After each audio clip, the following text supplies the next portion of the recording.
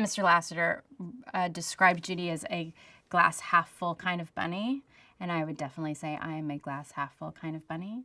And in fact, when I was cast, I came in, and I know that Jason Bateman has a very similar story. I came in and had a plethora of voices to supply, and it was explained to me like, no, we cast you to be, like, to a certain extent, we want you to bring you to this. And I do feel like I understand what that means, because both Judy and I are fiercely optimistic, and we're both determined and ambitious without it's being about hurting anyone else in the process. Like, I've never believed that it takes stepping on anyone else to climb the ladder in any way. I think that it's all about teamwork, and so does Judy. Nick Wilde is a wily fox. Judy has come to Zootopia actually equipped with some anti-fox spray, a mace-like belt spray that her family gave her. And she believed before coming to Zootopia that she didn't have any preconceived notions about what other animals were like, that she could see animals equally. And in fact took the spray in order to calm the fears of her bunny family. But finds when she meets Nick that she naturally responds because of the way that she was raised, and jumps to the conclusion that Nick is sly and scamming, and unfortunately that actually ends up being true, which doesn't help matters in the beginning. He's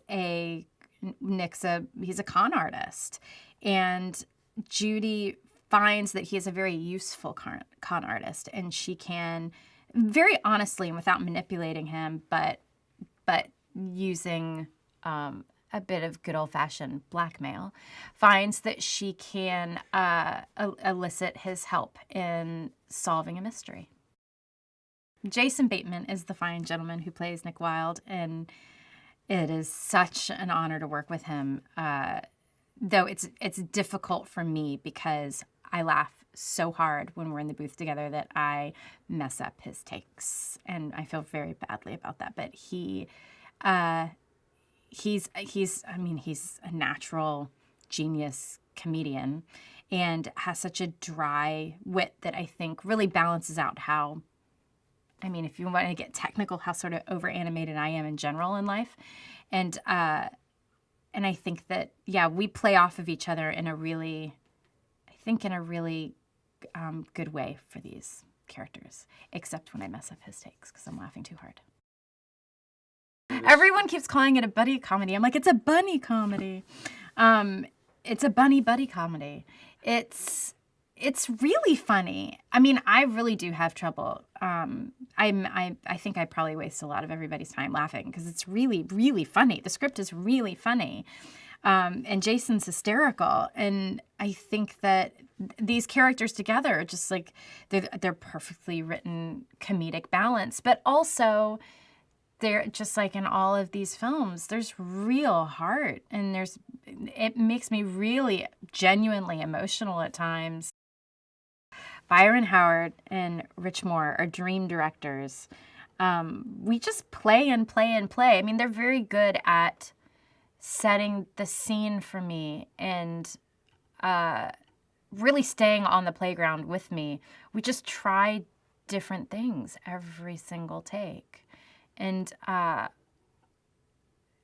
they're just supportive, hilarious, cheerleading,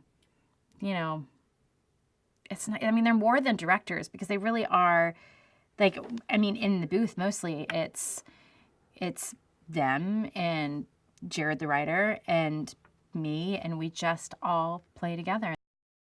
It is a comedy and it is action adventure, but I cry when I read it. I think it definitely has that it has that Disney heart. It has that hook, and there are so many layers of meaning that I can see how a child will enjoy it, but I am positive that a lot of the references for adults are going to go over their heads and mean a lot to the grown-ups in the audience.